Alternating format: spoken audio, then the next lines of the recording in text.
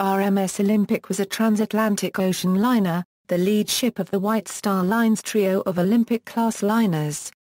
Unlike her younger sister ships, the Olympic enjoyed a long and illustrious career, spanning 24 years from 1911 to 1935.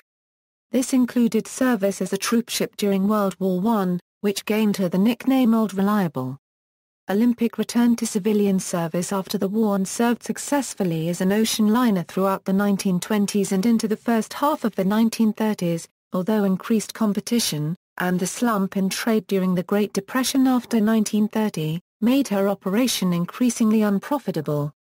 She was the largest ocean liner in the world for two periods during 1911, a Euro 13, interrupted only by the brief tenure of the slightly larger Titanic, and then outsized by the SS Imperator. Olympic also retained the title of the largest British-built liner until the RMS Queen Mary was launched in 1934, interrupted only by the short careers of her slightly larger sister ships. By contrast with Olympic, the other ships in the class, Titanic and Britannic, did not have long service lives. On the night of 14/April 15, 1912, Titanic collided with an iceberg in the North Atlantic and sank, claiming 1,500 lives. Britannic struck a mine and sank in the K Channel in the Mediterranean on November 21, 1916, killing 30 people. Background: built in Belfast, County Antrim, Ireland, the RMS Olympic was the first of the three Olympic-class ocean liners. The others were the RMS Titanic and the HMS Britannic. They were by far the largest vessels of the British shipping company White Star Line's fleet, which comprised 29 steamers and tenders in 1912. The three ships had their genesis in a discussion in mid-1907 between the White Star Line's chairman, J. Bruce Ismay, and the American financier J. P. Pont Morgan, who controlled the White Star Line's parent corporation, the International Mercantile Marine Company. The White Star Line faced a growing challenge from its main rivals Cunard, which had just launched Lusitania and Mauretania, the fastest passenger ships then in service, and the German lines Hamburg America and Norddeutscher Lloyd. Ismay preferred to compete on size rather than speed and proposed to commission a new class of liners that would be bigger than anything that had gone before, as well as being the last word in comfort and luxury. The company sought an upgrade in their fleet primarily in response to the Cunard giants, but also to replace their largest and now outclassed ships from 1890, the SS Teutonic and SS Majestic. The former was replaced by Olympic while Majestic was replaced by Titanic. Majestic would be brought back into her old spot on White Star's New York service after Titanic's loss. The ships were constructed by the Belfast shipbuilders Harland and Wolff, who had a long-established relationship with the White Star Line dating back to 1867. Harland and Wolff were given a great deal of latitude in designing ships for the White Star Line.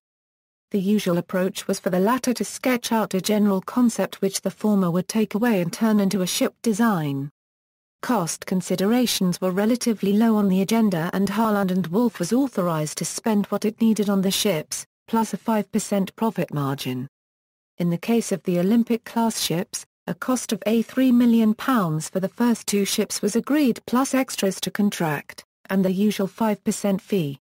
Harland and Wolff put their leading designers to work designing the Olympic-class vessels. It was overseen by Lord Pirrie, a director of both Harland and Wolff and the White Star Line. Naval architect Thomas Andrews, the managing director of Harland and Wolff's design department. Edward Wilding, Andrews' deputy and responsible for calculating the ship's design, stability and trim. And Alexander Carlisle, the shipyard's chief draftsman and general manager. Carlisle's responsibilities included the decorations, equipment and all general arrangements, including the implementation of an efficient lifeboat davit design. On 29 July 1908, Harland and Wolff presented the drawings to J. Bruce Ismay and other White Star Line executives. Ismay approved the design and signed 3 letters of agreement 2 days later authorizing the start of construction. At this point the first ship, which was later to become Olympic, had no name, but was referred to simply as No. 400, as it was Harland and Wolff's 400th hull. Titanic was based on a revised version of the same design and was given the No. 401. Bruce Ismay's father Thomas Henry Ismay had previously planned to build a ship named Olympic as a sister ship to the Oceanic. The senior Ismay died in 1899 and the order for the ship was cancelled. Construction of the Olympic began 3 months before Titanic to ease pressures on the shipyard. Several years would pass before Britannic would be launched. In order to accommodate the construction of the class, Harland and Wolff upgraded their facility in Belfast. The most dramatic change was the combining of 3 slipways into 2 larger ones. Olympic's keel was laid in December 1908 and she was launched on October 20, 1910. For her launch, the hull was painted in a light grey colour for photographic purposes. A common practice of the day for the first ship in a new class, as it made the lines of the ship clearer in the black and white photographs. Her hull was repainted black following the launch. Features: the Olympic was designed as a luxury ship. Her passenger facilities, fittings, deck plans and technical facilities were largely identical to those of her more famous sister Titanic, although with some small variations. The first-class passengers enjoyed luxurious cabins, and some were equipped with private bathrooms. First-class passengers could have meals in the ship's large and luxurious dining room or in the more intimate à la carte restaurant. There was a lavish grand staircase, built only for the Olympic-class ships, along with 3 elevators that ran behind the staircase down to E-deck, a Georgian-style smoking room, a veranda café copyright decorated with palm trees, a swimming pool, Turkish bath, gymnasium, and several other places for meals and entertainment. The second-class facilities included a smoking room, a library, a spacious dining room, and an elevator. Finally, the third-class passengers enjoyed reasonable accommodation compared to other ships, if not up to the second and first classes. Instead of large dormitories offered by most ships of the time, the third-class passengers of the Olympic traveled in cabins containing 2 to 10 bunks. Facilities for the third class included a smoking room, a common area, and a dining room. Olympic had a cleaner, sleeker look than other ships of the day. Rather than fitting her with bulky exterior air vents, Harland and Wolff used smaller air vents with electric fans, with a dummy 4th funnel used for additional ventilation. For the power plant, Harland and Wolff employed a combination of reciprocating engines with a center low-pressure turbine, as opposed to the steam turbines used on Cunard's Lusitania and Mauretania. White Star had successfully tested this engine setup on an earlier liner SS Laurentic, where it was found to be more economical than expansion engines or turbines alone. Olympic consumed 650 tons of coal per 24 hours with an average speed of 21.7 knots on her maiden voyage, compared to 1,000 tons of coal per 24 hours for both the Lusitania and Mauretania. Although Olympic and Titanic were nearly identical, and were based on the same design, a few alterations were made to Titanic based on experience gained from Olympic's first year in service. The most noticeable of these was that the forward half of the Titanic's A-deck promenade was enclosed by a steel screen with sliding windows, to provide additional shelter, whereas the Olympic's promenade deck remained open along its whole length. Also, the promenades on the Titanic's B-deck were reduced in size, and the space used for additional cabins and public rooms, including 2 luxury suites with private promenades. A number of other variations existed between the 2 ships' layouts and fittings. These differences meant that Titanic had a slightly higher gross tonnage of 46,328 tons, compared to Olympic's 45,324 tons. Career: following completion, Olympic started her sea trials on May 29, 1911, which she successfully completed. Olympic then left Belfast bound for Liverpool, her port of registration, on May 31, 1911. As a publicity stunt, the White Star Line deliberately timed the start of this first voyage to coincide with the launch of Titanic. After spending a day in Liverpool, open to the public, Olympic sailed to Southampton, where she arrived on June 3, to be made ready for her maiden voyage. The deep-water dock at Southampton, then known as the White Star Dock, had been specially constructed to accommodate the new Olympic-class liners, and had opened in 1911. Her maiden voyage commenced on June 14, 1911 from Southampton, calling at Cherbourg and Queenstown, reaching New York on June 21. The Maiden Voyage was captained by Edward Smith, who would lose his life the following year in the Titanic disaster. Designer Thomas Andrews was present for the passage to New York and return, along with a number of engineers, as part of Harland and Wolff's guarantee group to spot any problems or areas for improvement. Andrews would also lose his life in the Titanic disaster. As the largest ship in the world, and the first in a new class of superliners, Olympic's maiden voyage attracted considerable worldwide attention from the press and public. Following her arrival in New York, Olympic was opened up to the public and received over 8,000 visitors. More than 10,000 spectators watched her depart from New York Harbor, for her first return trip. Hawke collision. Olympic's first major mishap occurred on her fifth voyage on September 20, 1911, when she collided with a British warship, HMS Hawke off the Isle of Wight. The collision took place as Olympic and Hawke were running parallel to each other through the Solent. As Olympic turned to starboard, the wide radius of her turn took the commander of the Hawke by surprise, and he was unable to take sufficient avoiding action. The Hawke's bow, which had been designed to sink ships by ramming them, collided with Olympic's starboard side near the stern, tearing two large holes in Olympic's hull, below and above the waterline respectively, resulting in the flooding of two of her watertight compartments and a twisted propeller shaft. HMS Hawke suffered severe damage to her bow and nearly capsized. Despite this, Olympic was able to return to Southampton under her own power, and no one was seriously injured or killed. Captain Edward Smith was still in command of Olympic at the time of the incident. One crew member, Violet Jessop, survived not only the collision with the Hawke but also the later sinking of Titanic and the 1916 sinking of Britannic, the third ship of the class. At the subsequent inquiry, the Royal Navy blamed Olympic for the incident, alleging that her large displacement generated a suction that pulled Hawke into her side. The Hawke incident was a financial disaster for Olympic's operator. A legal argument ensued which decided that the blame for the incident lay with Olympic, and although the ship was technically under the control of the pilot, the White Star Line was faced with large legal bills and the cost of repairing the ship, and keeping her out of revenue service made matters worse.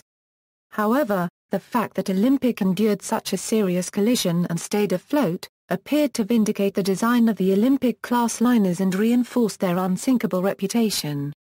It took 2 weeks for the damage to Olympic to be patched up sufficiently to allow her to return to Belfast for permanent repairs, which took just over 6 weeks to complete. To speed up the repairs, Harland and Wolff was forced to delay Titanic's completion in order to use her propeller shaft for Olympic. By November 29 she was back in service, however in February 1912, Olympic suffered another setback when she lost a propeller blade on an eastbound voyage from New York, and once again returned to her builder for repairs. To get her back to service as soon as possible, Harland and Wolff again had to pull resources from Titanic, delaying her maiden voyage from March 20, 1912 to April 10, 1912.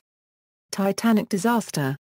On April 14, 1912, Olympic, now under the command of Herbert James Haddock, was on a return trip from New York.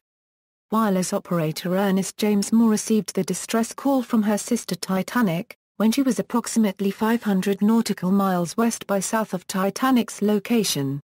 Haddock calculated a new course, ordered the ship's engines to be set to full power and headed to assist in the rescue. When Olympic was about 100 nautical miles away from Titanic's last known position, she received a message from Captain Rostron, captain of Cunard liner RMS Carpathia, explaining that continuing on course to Titanic would gain nothing, as all boats accounted for. About 675 souls saved. Titanic foundered about 2:20 a.m. Rostron requested that the message be forwarded to White Star and Cunard. He said that he was returning to harbor in New York. Subsequently, the wireless room aboard the Olympic operated as a clearing room for radio messages. When Olympic offered to take on the survivors, she was heatedly turned down by an appalled Rostron, who was concerned that it would cause panic amongst the survivors of the disaster to see a virtual mirror image of the Titanic appear and ask them to board. Olympic then resumed her voyage to Southampton, with all concerts cancelled as a mark of respect, arriving on April 21. Over the next few months, Olympic assisted with both the American and British inquiries into the disaster. Deputations from both inquiries inspected Olympic's lifeboats, watertight doors and bulkheads and other equipment which were identical to those on Titanic. Sea tests were performed for the British inquiry in May 1912, to establish how quickly the ship could turn 2 points at various speeds, to approximate how long it would have taken the Titanic to turn when it sighted the iceberg. 1912 mutiny. Olympic, like Titanic, did not carry enough lifeboats for everyone on board, and was hurriedly equipped with additional, second-hand collapsible lifeboats following her return to Britain. Toward the end of April 1912, as she was about to sail from Southampton to New York, 284 of the ship's firemen went on strike because of fears that the ship's new collapsible lifeboats were not seaworthy. 100 non-union crew were hastily hired from Southampton as replacements, with more being hired from Liverpool. The 40 collapsible lifeboats were second-hand, having been transferred from troopships, and many were rotten and could not open. The crewmen instead sent a request to the Southampton manager of the White Star Line that the collapsible boats be replaced by wooden lifeboats. The manager replied that this was impossible and that the collapsible boats had been passed as seaworthy by a Board of Trade inspector. The men were not satisfied and ceased work in protest. On April 25 the deputation of strikers witnessed a test of 4 of the collapsible boats. Only one was unseaworthy and they said that they were prepared to recommend the men return to work if it was replaced. However, the strikers now objected to the non-union strike-breaker crew which had come on board, and demanded that they be dismissed, which the White Star Line refused. 54 sailors then left the ship, objecting to the non-union crew who they claimed were unqualified and therefore dangerous, and refused to sail with them. This led to the scheduled sailing being cancelled. All 54 sailors were arrested on a charge of mutiny when they went ashore. On May 4, 1912 Portsmouth magistrates found the charges against the mutineers were proven, but discharged them without imprisonment or fine due to the special circumstances of the case. Fearing that public opinion would be on the side of the strikers, the White Star Line let them return to work and the Olympic sailed on May 15. Refit. On October 9, 1912 White Star withdrew Olympic from service and returned her to her builders at Belfast to be refitted to incorporate lessons learned from the Titanic disaster 6 months prior, and improve safety. The number of lifeboats carried by Olympic was increased from 20 to 64, and extra davits were installed along the boat deck to accommodate them. Also, an inner watertight skin was constructed in the boiler and engine rooms, to create a double hull. 5 of the watertight bulkheads were extended up to B-deck, extending to the entire height of the hull. This corrected a flaw in the original design, in which the bulkheads only rose up as far as E or D deck, a short distance above the waterline. This flaw had been exposed during Titanic's sinking, where water spilled over the top of the bulkheads as the ship sank and flooded subsequent compartments. In addition, an extra bulkhead was added to subdivide the electrical dynamo room, bringing the total number of watertight compartments to 17. Improvements were also made to the ship's pumping apparatus. These modifications meant that Olympic could survive a collision similar to that of Titanic, in that her first 6 compartments could be breached and the ship could remain afloat. At the same time, Olympic's B-deck underwent a refit, which necessitated eliminating her B-deck promenades, one of the few features that separated her from her sister ship. The refit included extra cabins, more cabins were fitted with private bathing facilities, and a café Parisien was added, offering another dining option to first-class passengers. With these changes, Olympic's gross tonnage rose to 46,359 tons, 31 tons more than Titanic's. In March 1913, Olympic returned to service and briefly regained the title of largest ocean liner in the world, until the German liner SS Imperator entered passenger service in June 1913. Following her refit, Olympic was marketed as the new Olympic and her improved safety features were featured prominently in advertisements. World War I. In August 1914 World War I began.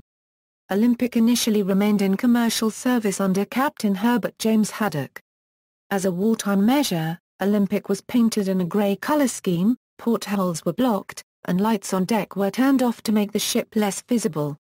The schedule was hastily altered to terminate at Liverpool rather than Southampton, and this was later altered again to Glasgow. The first few wartime voyages were packed with Americans trapped in Europe, eager to return home, although the eastbound journeys carried few passengers. By mid-October, bookings had fallen sharply as the threat from German U-boats became increasingly serious, and White Star Line decided to withdraw Olympic from commercial service. On 21 October 1914, she left New York for Glasgow on her last commercial voyage of the war, though carrying only 153 passengers. Audacious incident: on the sixth day of her voyage, 27 October, as the Olympic passed near Lough Swilly off the north coast of Ireland, she received distress signals from the battleship HMS Audacious, which had struck a mine off Tory Island and was taking on water.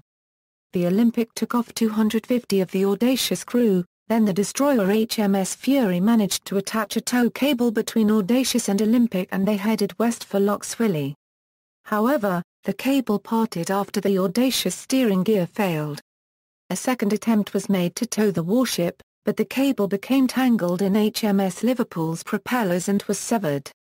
A third attempt was tried but also failed when the cable gave way.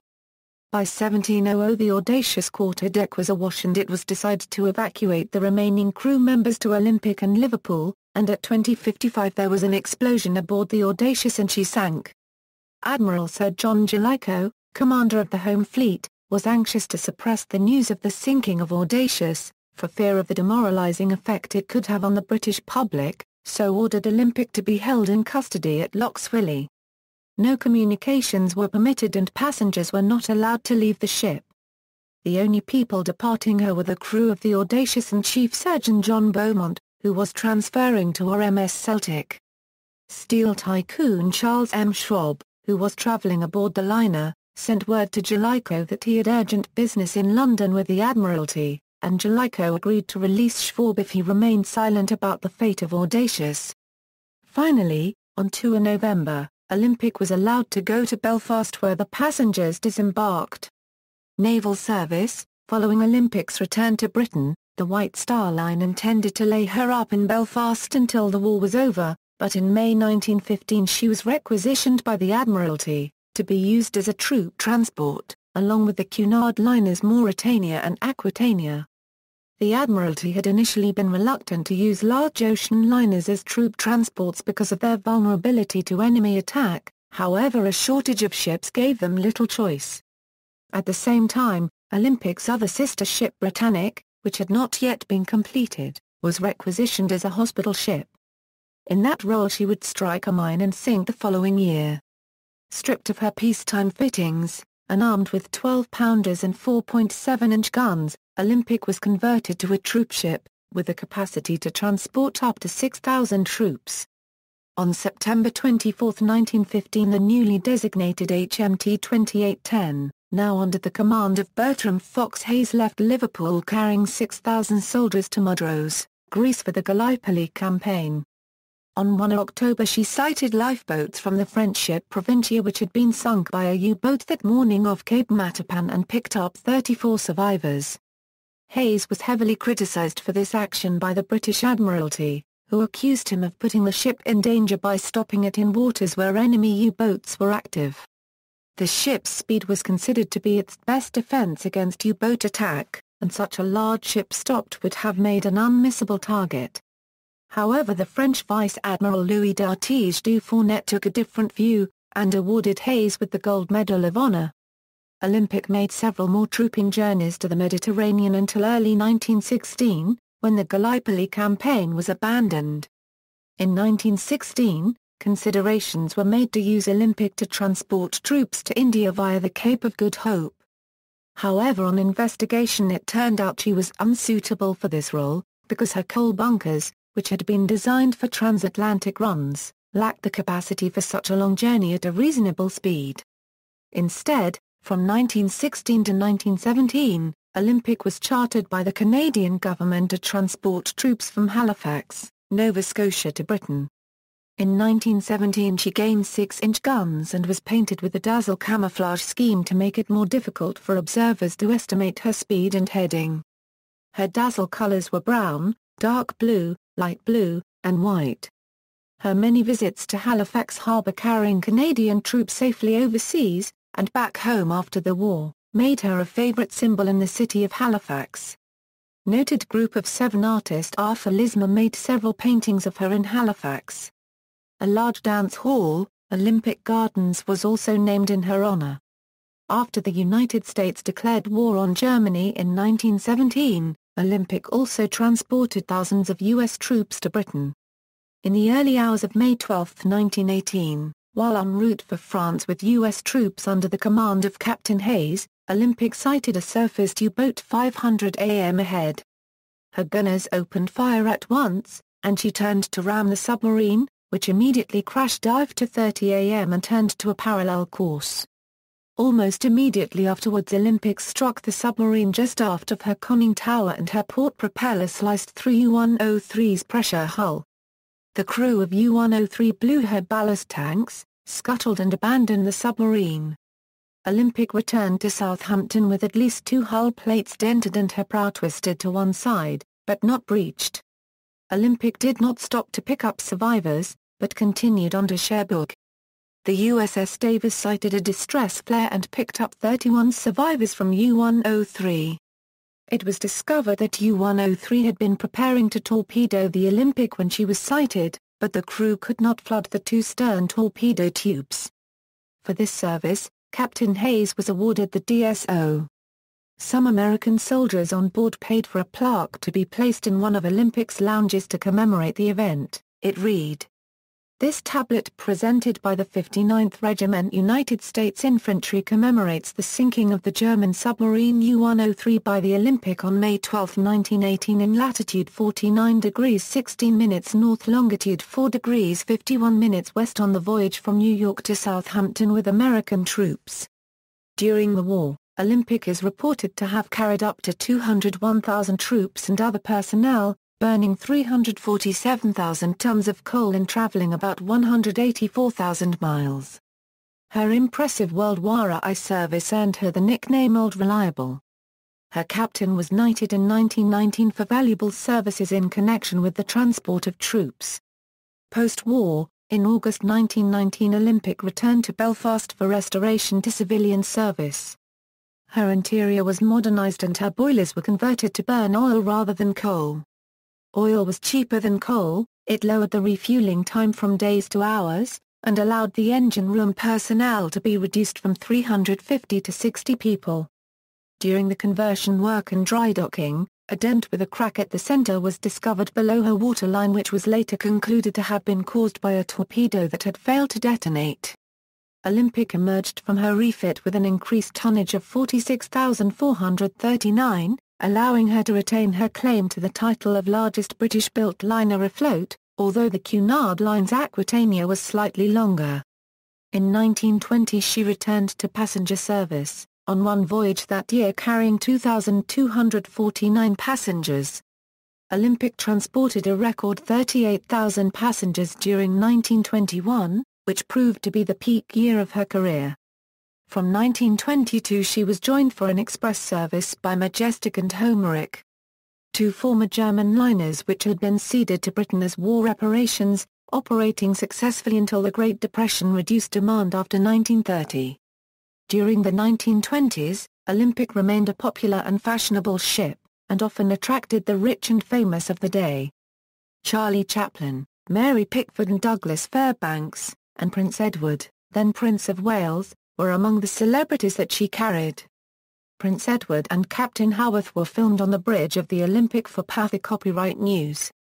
One of the attractions of the Olympic was the fact that she was nearly identical to the Titanic, and many passengers sailed on the Olympic as a way of vicariously experiencing the voyage of the Olympic's ill-fated sister ship. On March 22, 1924, Olympic was involved in another collision with a ship, this time at New York. As Olympic was reversing from her berth at New York Harbor, her stern collided with the smaller liner Fort St. George, which had crossed into her path. The collision caused extensive damage to the smaller ship. At first it appeared that Olympic had sustained only minor damage, but it was later revealed that her stern post had been fractured, necessitating the replacement of her entire stern frame. Changes in immigration laws in the United States in the 1920s greatly restricted the number of immigrants allowed to enter. This led to a major reduction in the immigrant trade for the shipping lines, forcing them to cater to the tourist trade to survive. At the turn of 1927 a Euro 28, Olympic was converted to carry tourist third cabin passengers as well as first, second and third class. Tourist third cabin was an attempt to attract travelers who desired comfort without the accompanying high ticket price. New public rooms were constructed for this class, although tourist third cabin and second class would merge to become tourist by late 1931. A year later, Olympic's first-class cabins were again improved by adding more bathrooms, a dance floor was fitted in the enlarged first-class dining saloon, and a number of new suites with private facilities were installed forward on B deck. More improvements would follow in a later refit, but 1929 saw Olympic's best average passenger list since 1925.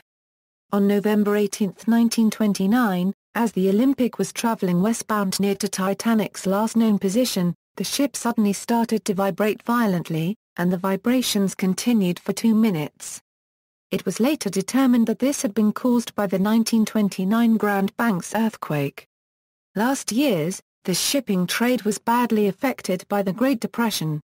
Until 1930 there had generally been around 1 million passengers a year on the transatlantic route, but by 1934 this had dropped by more than half. Furthermore, by the early 1930s, increased competition emerged, in the form of a new generation of larger and faster liners such as Germany's SS Bremen and SS Europa, Italy's SS Rex and France's SS Ile de France, and the remaining passengers tended to prefer the more up-to-date ships. Olympic had averaged around 1,000 passengers per journey until 1930, but this declined by more than half by 1932. Olympic's running mate Homeric was withdrawn from the transatlantic route as early as 1932, leaving only Olympic and Majestic maintaining White Star Line's Southampton-New York service, although this was occasionally augmented during the summer months by either the MV Britannic or MV Georgic. At the end of 1932, with passenger traffic in decline, Olympic went for an overhaul and refit that took 4 months. She returned to service in March 1933, described by her owners as looking like new. Her engines were performing at their best and she repeatedly recorded speeds in excess of 23 knots, despite averaging less than that in regular transatlantic service.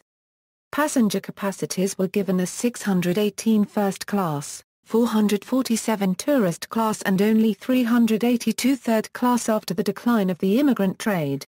Despite this, during 1933 and 1934, Olympic ran at a net operating loss for the first time.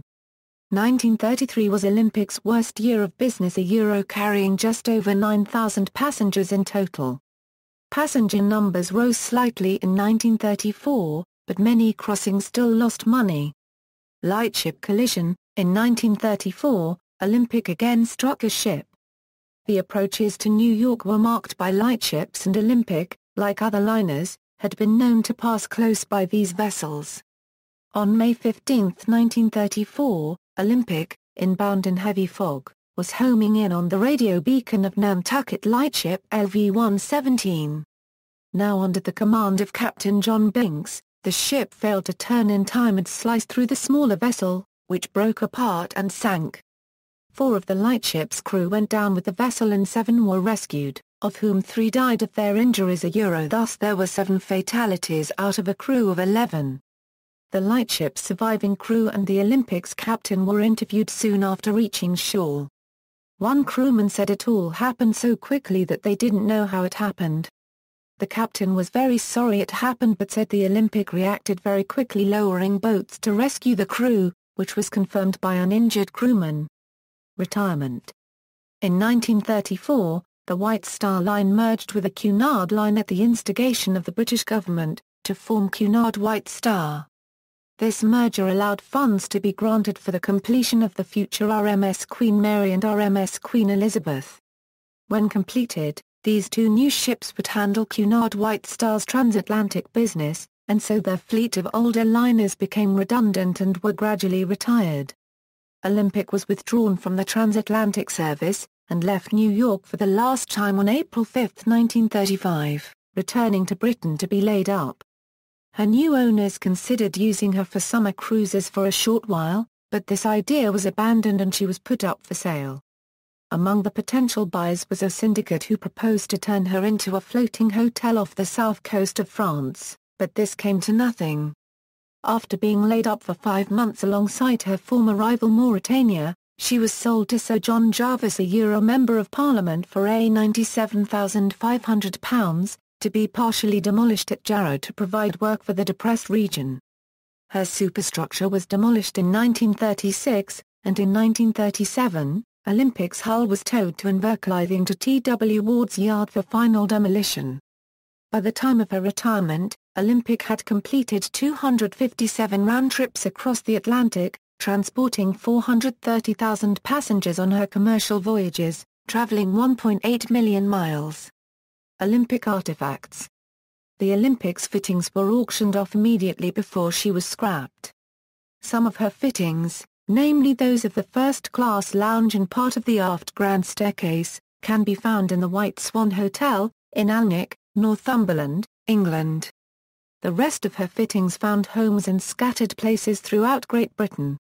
In 2000, Celebrity Cruises purchased some of Olympic's original wooden panels to create the RMS Olympic restaurant on board their new cruise ship, Millennium. According to Celebrity Cruise Line, this wood paneling once lined Olympic's a la carte restaurant. The clock depicting honor and glory crowning time from Olympic's grand staircase is on display at Southampton Sea City Museum. Official number and code letters. Official numbers are issued by individual flag states. They should not be confused with IMO ship identification numbers. Olympic had the UK official number 131,345 and used the code letters HSRP. See also, SS Nomadic, a Euro surviving tender to Olympic, references. Churnside, Mark. The Olympic class ships. Stroud, England, Tempus. ISBN A978-0-7524-2868-0. Further reading, Beveridge, Bruce. Steve Hall. Olympic and Titanic. Buy books. ISBN A978-0-7414-1949-1. Churnside, Mark, RMS Olympic, Titanic Sister. Hawley, Brian. RMS Olympic. Amberley. ISBN A978-1-4456-0093-2. Leighton, J. Kent, Atlantic Liners, A Trio of Trios, Talbot, Frederica. The Coming of the Olympic, a ship that has caused shipyards and piers to be enlarged and harbours to be dredged. The World's Work, A History of Our Time XXII, 14,507 Euro 14,515. Retrieved July 10, 2009. External links, Titanic Research and Modeling Association, for Olympic-class research, RMS Olympic, the original ship of dreams, a site dedicated to the ship's surviving relics, Olympic home at Atlantic Liners, RMS Olympic. Old Reliable. Archived from the original on November 20, 2007.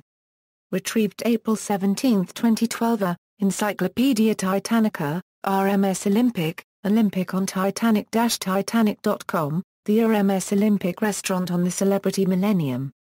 Olympics fittings at White Swan Hotel, Alnwick, England, Maritime Quest. RMS Olympic photo gallery, Lost Liners, RMS Olympic. Archived from the original on January 29, 2008. Retrieved April 17, 2012. White Star Liner MS Olympic. The ship Magnificent. Archived from the original on November 9, 2007. Retrieved April 17, 2012. Lego RMS Olympic, Olympic. Chris Cunard page. Retrieved February 16, 2010. White Star Line history website, Olympics owners. Images of RMS Olympic at the English Heritage Archive, Article from Encyclopedia Titanica describing a Titanic-themed meal in a house with fittings from the Olympics restaurant, Path. The Copyright News Gallery on the Olympic class.